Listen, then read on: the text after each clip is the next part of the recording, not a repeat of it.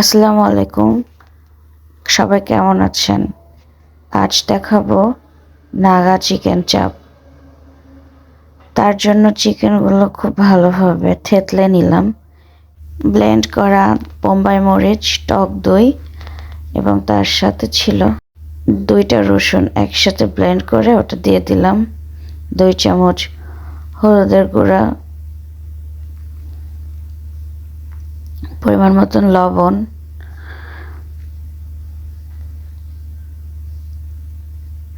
ধনিয়া গুঁড়া, সব কিছু একসাথে মরিচের গুঁড়ো দিয়ে এটাকে ভালো করে ম্যারিনেট করতে হবে। আর ব্লেন্ড করেছিলাম কিন্তু কোনো পানি ইউজ করিনি।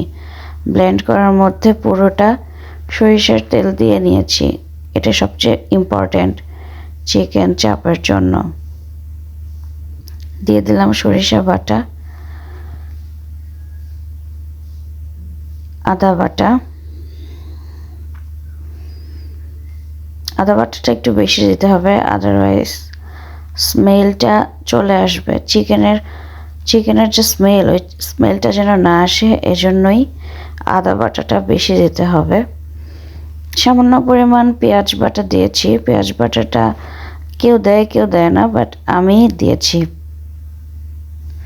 এখন এটাকে ভালো করে ম্যারিনেট করতে হবে, একদম কোথাও যেন মশলা দেয়া বাকি না থাকে, এজন্য ভালো করে ম্যারিনেট করে নিতে হবে। খুব ভালোভাবে ম্যারিনেট করতেই থাকতে হবে। যত ভালো ম্যারিনেট হবে তত টেস্টি হবে। আসলে আমাদের জীবনটা খুব আনপ্রেডিক্টেবল। কখন কে থেকে যায়, কখন কে চলে যায়, সবারই এটা নিজের ওপিনিয়ন, নিজের ইচ্ছের উপর ডিপেন্ড করে। তাই প্রত্যেকটা মানুষেরই সেলফ ডিপেন্ডেন্ট হওয়াটা ইম্পর্ট্যান্ট।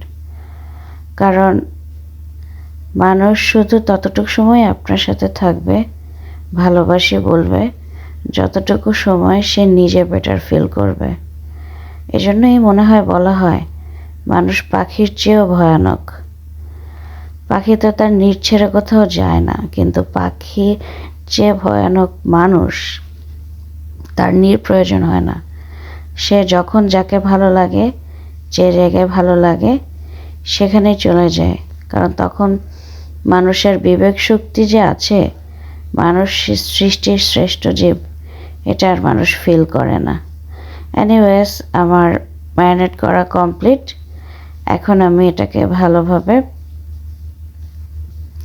রেখে দিব যেন সব মশলা প্রপার ওয়েতে চলে যায়। আমার হাতটা এর আগের দিন কেটে গিয়েছিল খুব বাজেভাবে, এজন্য হাতটা উঠিয়ে ম্যারিনেট করছি, বাট তারপরও সব কিছুই হাতে লেগে গিয়েছে, মানে আঙুলে লেগে গিয়েছে।